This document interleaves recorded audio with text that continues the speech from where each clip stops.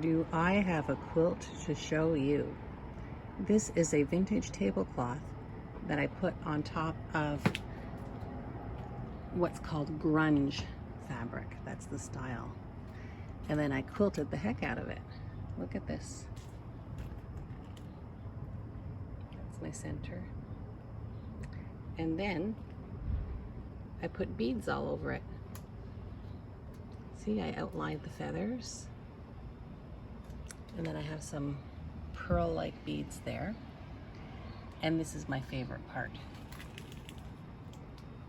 I don't know if you can see all the crystals on the clamshells? So I'm going to take a few minutes and do a video I haven't done for a while, which is how did I quilt that? Let's go back inside and I'll show you.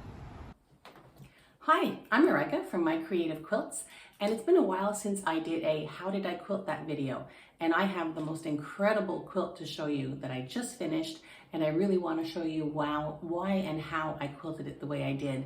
And as a bonus, I also did a lot of beading on it. It's absolutely beautiful, and I want to show it to you now. And let me show you the details. We'll start with the center. So I don't know if you can see it clearly, I hope you can, but here we have the center where I decided to highlight the word love. So I started it out by writing out the word and transferring it onto the fabric. I also transferred the heart on it, and that was the start of my pattern. Before that, I had no idea what I was doing. And after that, I had no idea what I was doing, but I knew that was what I wanted in the center. Now looking at it, I want to add a couple more beads here because I find it's not balanced. But overall, I really like the look. Okay, so you can see that I just did very, very tiny lines surrounding the word love. And then it's not really micro stippling, it's almost like scribbling, because with stippling, you don't cross over stitches. But for this, you do. You're just randomly scribbling back and forth. And that's the effect I wanted in a lot of spots. And you can see, if like close up, you can see. But what it does is it presses down the fabric and it highlights what I'm not quilting, as you can see.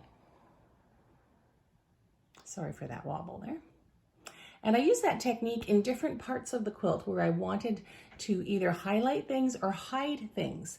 So as you can see, I did the lines here and then I did the scribbling here.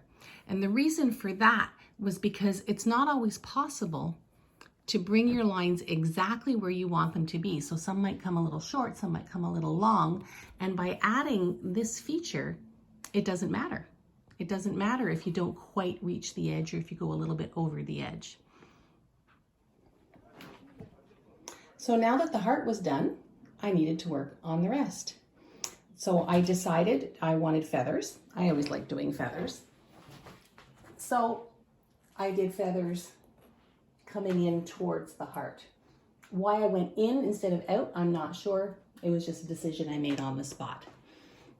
Then was time for fillers. So I did little paisley things around in these areas, and it all balanced out.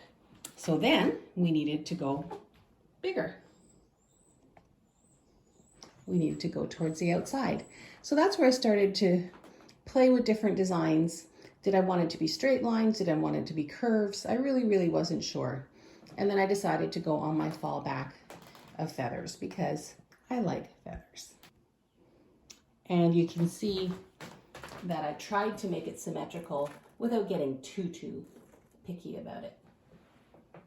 Now I didn't quilt over any of the lace because it would catch on the feet. But I did the edges and then I did the corners. And you can see that this also has a significant amount of the scribbling because I really wanted to highlight certain aspects. And then I think my favorite part of the quilt is all the scallops along the side. And if you look closely, you can see that each one has a crystal bead. I just love it. I think that's my favorite part of the quilt. The corner, I echoed the outside of the lace. So then I added the beads as well because I wanted to tack down the lace. So I added crystal beads in a lot of places. I added white beads to emphasize the feathers.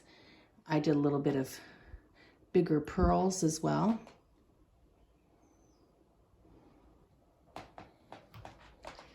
And I really, really like the overall effect of this quilt. The backing is a little bit different, but I like that too. If I hadn't had enough of this grunge fabric, I would have put a backing instead of a binding on it, but I had enough, so I was happy with it. So this is my latest vintage quilt. Now let me show you a sneak peek of the next one.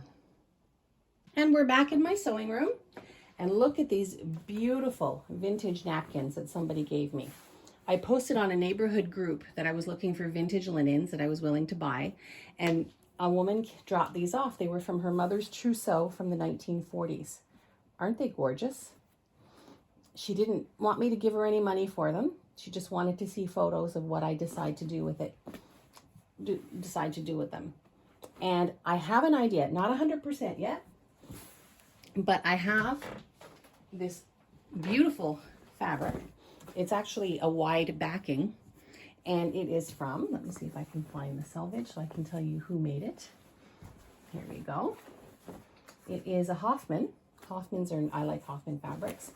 And I really like how the colors go well with the napkin. So I'm not 100% sure because I have another project that I want to use this for as well, but I think I might have enough for both. If I'm lucky, I will. One idea I have is that I cut these into triangles. Let me see if I can do it like this. Cut them into triangles, sort of like this. And then make like a center. I'm not sure. But then I also found this at Missouri Star Quilting, and it's a border fabric. The colors aren't an exact match, but they're pretty close. They're pretty close. So I'm trying to find a way that I might be able to use that as well. But that's going to be my next vintage project.